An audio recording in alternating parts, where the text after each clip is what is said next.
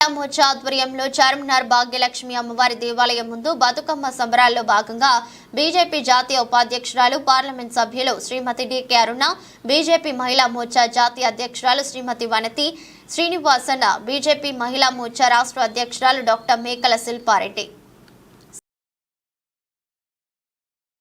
భాగ్యలక్ష్మి ఒక అమ్మవారి యొక్క ఆవరణలో చేసుకుందామనేటటువంటి ఒక పర్మిషన్ కోసం ఇక్కడ బతుకమ్మ ఆడతామని పర్మిషన్ కోసం పెడితే పర్మిషన్ ఇవ్వనటువంటి ప్రభుత్వము తెలంగాణ కాంగ్రెస్ ప్రభుత్వం.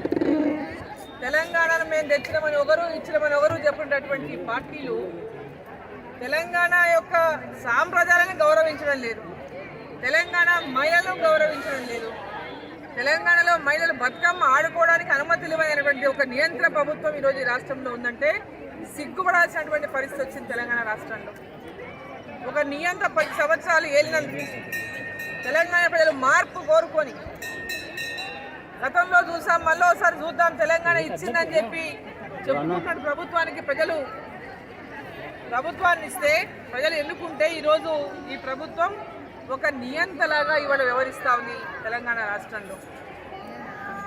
అసలు ఎందుకు దీనికి పర్మిషన్ ఇవ్వడానికి అభ్యంతరం వాళ్ళకు?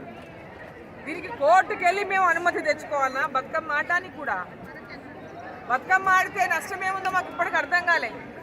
బతుకమ్మ ఆడడం వాళ్ళకి లా అండ్ ఆర్డర్ ప్రాబ్లం ఏమొస్తుందో మాకు అర్థం కాలే. ఇప్పుడు ఇక్కడ ఆడిండ్రు, వర్షం వచ్చింది, ఎవరైతే బతుకమ్మ ఆడడానికి కోరికతో వచ్చిన వర్షం వచ్చింది, వర్షం తగ్గింది, ఈ తగినాక కొద్దిసేపు ఆడుకున్నామని కూడా నియమం. కోర్టు ఆదేశాన్ని గమనించాల్సిన పరిస్థితి. కోర్టు ఆదేశము 5:30 వరకే చేయాలన్న పరిస్థితిలో ఈరోజు వర్షం తగ్గింది, ఇప్పుడు కొద్దిసేపు ఇక్కడ ఆడుకోవాలనే కోరిక ఉంది అందరి మహిళల్లో, కానీ ప్రభుత్వం అనుమతి ఇవ్వలేదు. కోర్టు పరిమితి 5:30 వరకు ఇచ్చిన పరిస్థితుల్లో తప్పనిసరిగా ఈరోజు వర్షంలోని తడిసి ఆడి ఈరోజు మహిళలు అమ్మని గౌరమ్మని బతుకమ్మని పూజించుకుందామని ఈ యొక్క అమ్మ భాగ్యలక్ష్మి అమ్మవారి యొక్క ఆవరణలో అమ్మవారి ముందు బతుకమ్మ కార్యక్రమాన్ని నిర్వహించినటువంటి నేపథ్యంలో ఈ రాష్ట్రంలో ఉన్నటువంటి ప్రభుత్వం అసలు ఎందుకు మిమ్మల్ని ఎన్నుకున్నారో ఒకసారి గుర్తు తెచ్చుకోవాలి. మీరేం గొప్ప ఘనకార్యాలు చేసినందుకు మిమ్మల్ని గెలిపియలేదు, వీళ్ళేదో ఘనకార్యాలు చేస్తారని కూడా గెలిపియలేదు. గతంలో ఉన్నటువంటి టీఆర్ఎస్ బీఆర్ఎస్ ప్రభుత్వం మీద వ్యతిరేకతతోన వాళ్ళ నియంత్రణ ప్రభుత్వాన్ని, వాళ్ళ యొక్క రాక్షస పాలనను, వాళ్ళ యొక్క కక్ష సాధింపు యొక్క పాలనను వ్యతిరేకిస్తూ ప్రజలు తీర్పిస్తేనే కాంగ్రెస్ పార్టీ అధికారంలోకి వచ్చిన విషయాన్ని గుర్తుపెట్టుకోవాలి కాంగ్రెస్ ప్రభుత్వం. వాళ్ళకంటే ఎక్కువ ధోరణిలో ఈరోజు కాంగ్రెస్ ప్రభుత్వం పోతా ఉంది. వాళ్ళకంటే మించిన నియంత్రణ పాలన ఈ రాష్ట్రంలో ఈరోజు అమలు చేస్తూ ఉంది కాంగ్రెస్ పార్టీ. అమ్మవారి